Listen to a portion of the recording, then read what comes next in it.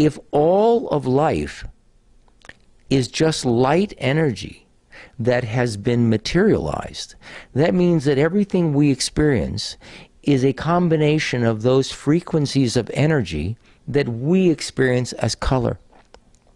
Now, if that's the case, then just as we respond differently to different experiences, we should respond differently to different colors, and there should be some relationship between our response to color and our response to an experience in life.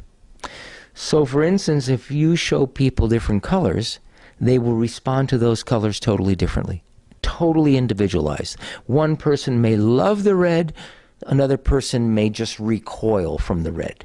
One person's physiology may get into deep relaxation with one color, and the same color can cause someone else to go into an anxiety attack. I have found that there's a direct relationship between the vibrations that make up the spectrum of energy we call light and the vibrations that make up the spectrum of energy we call life. So when I show people colors and they say, oh, I like this one and I don't like this one, if I allow them to look at the colors that they're uncomfortable with, it will trigger up the same emotional reactivity that specific experiences in their life will trigger up. Except when they look at the light, the mind cannot block it. So it slips beneath conscious awareness and very gently, like a homeopathic remedy, begins to bring forth anything that's been kept in the dark, if you will, in our being to the surface, so that it can be expelled, and so that we then become receptive again, so that rather than something that we weren't able to embrace, by using light, as we are able to embrace more of the spectrum of light, we simultaneously are able to embrace more of the spectrum of life.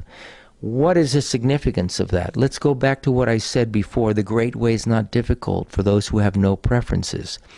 When we get to the point that we perceive all of the colors equally, that if you monitor our physiology looks at all of those colors and it doesn't go up or down, it just is in a state of quiescence with all of them.